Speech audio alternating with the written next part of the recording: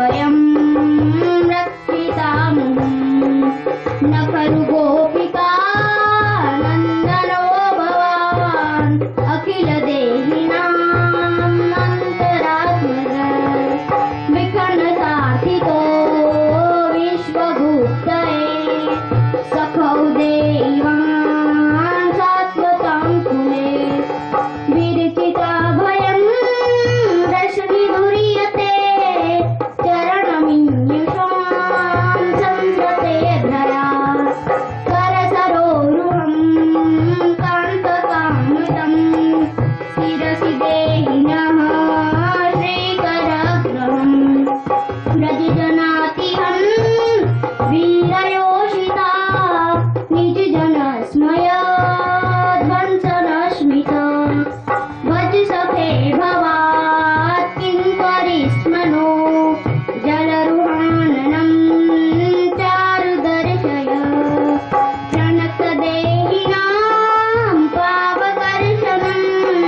प्रणतरानुगं श्रीनिकेतनं फणिफणार्पितं ते पदाम्बुजं भ्रूकुटेषु नः कृन्निरच्छयम् मधुरया गिरा वल्गुवाक्यया बुधमनोज्ञया पुष्करेक्षण विधिकरीरिमा वीरमुह्यते हृदरसीधुनां ध्यायस्वन तव कथामृतं तप्तजीवनं कविभिरीडितं कल्मषापहम्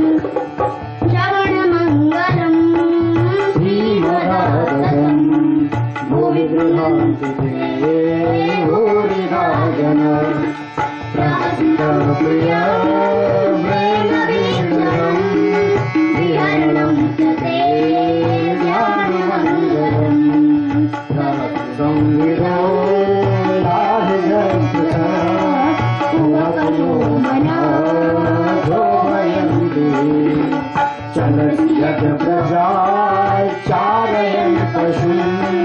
नलिनसुन्दरं नाथदेवरं श्रीगणधुरैः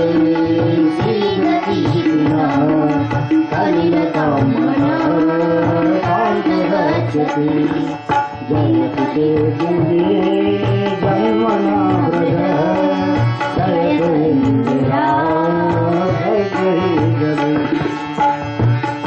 दिन परीक्षये लीलकुन्तलं वनरुहाननं बिभ्रदाव्रतं घनरजस्वरं दर्शयन् मुहुः मनसि न स्मरं वीरयच्छसि प्रणतकामुदं पद्मजार्चितं धरणिमण्डनं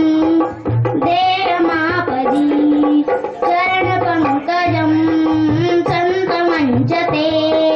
रमणनस्तने स्वर्पयादिहं सुरतवर्धनं शोकनाशनं स्वरितवेणुना पृष्ठचुम्बितं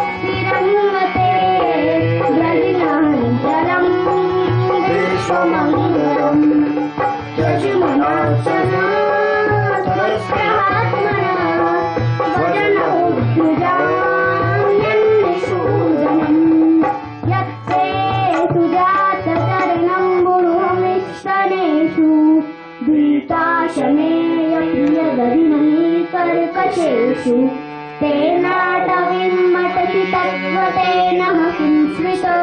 कूपादिभिर्भ्रमति निर्भवदायुनाम्नः कृष्णाय वासुदेवाय हरिये परमात्मने प्रणतक्लेशनाशाय गोविन्दाय नमो नमः। वृंदावन बिहारी लाल की जय, राजा रामचंद्र भगवान की जय, हनुमान जी महाराज की जय।